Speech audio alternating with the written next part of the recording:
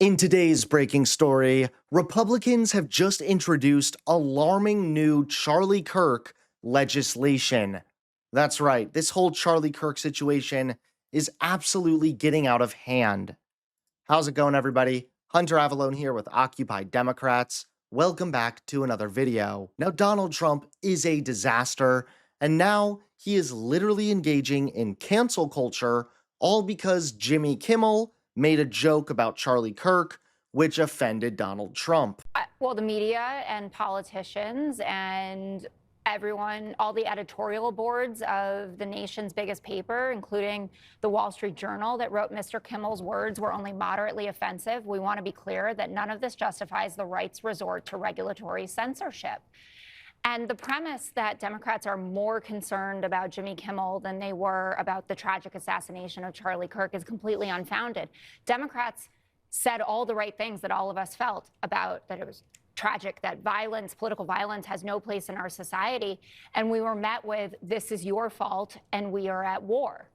There's been this move today to rewrite the story of how Jimmy Kimmel ended up being indefinitely suspended, to absolve Brendan Carr of his role in this and the government's larger role in it. But the timeline just doesn't add up. I've heard, well, read the Hollywood Reporter and read the Wall Street Journal on this.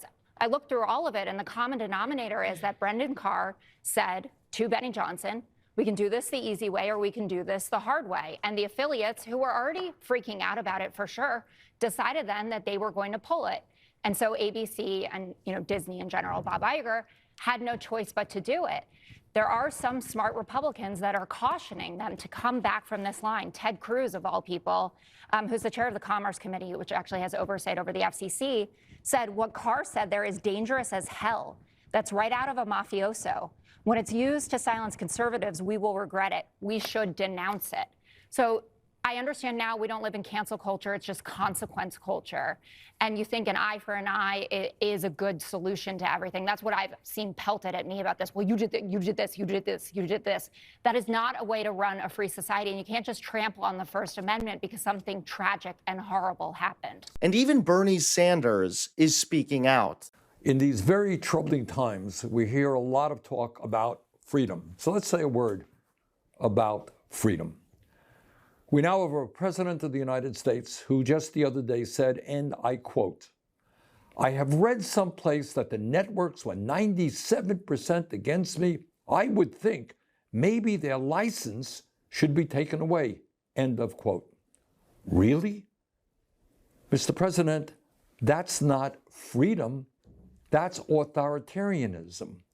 Last I heard, under our Constitution, which you swore to uphold, the American people are allowed to criticize the president. The media is allowed to criticize the president or anybody else. And now Republicans have just introduced alarming new Charlie Kirk legislation. That's right, take a look at today's top story. Republicans in Oklahoma have introduced a shocking new bill that would force every public university in the state to build a monument honoring far-right activist Charlie Kirk. The legislation, filed as Senate Bill 1187 by Republican Senators Shane Jett and Dana Preto, mandates that each university construct a Charlie Kirk Memorial Plaza in a prominent location like the Student Union, Campus Quad, or main entrance. But the bill does not stop there. It requires that universities erect a statue of Kirk and his family with a plaque describing him as a voice of a generation, a modern civil rights leader, a Christian martyr for truth, and a free speech advocate. The bill even dictates design specifics, such as a statue of Kirk seated at a table with an empty chair across from him, or a statue of Kirk with his wife and children. Universities would be authorized to seek funding from the National Endowment for the Arts, corporations, or even taxpayer money through state appropriations. The bill also carries an emergency declaration to push it into immediate effect and contains severe punishments for anyone who defaces or vandalizes these monuments, including expulsion for students or termination for faculty. This push comes at a time when Oklahoma ranks nearly dead last in public education, according to Wallet Hub, which placed the state at number 50 out of 51 in areas like test scores, graduation rates, and safety. Instead of addressing the collapse of public education, Republican lawmakers are prioritizing a monument to a partisan activist they happen to admire. The hypocrisy is glaring. Across the country, statues of George Floyd have been vandalized repeatedly, often with little concern from conservatives. At the same time, Republicans have done virtually nothing to stop the epidemic of gun violence that claims thousands of lives each year. Yet here they are, demanding taxpayer dollars to fund monuments to a man celebrated in right-wing circles, but deeply polarizing to the rest of the country. Critics say this is another attempt to weaponize public institutions for culture war battles instead of focusing on the real issues facing students and families. While classrooms fall behind, lawmakers are pushing symbolic tributes to one political figure.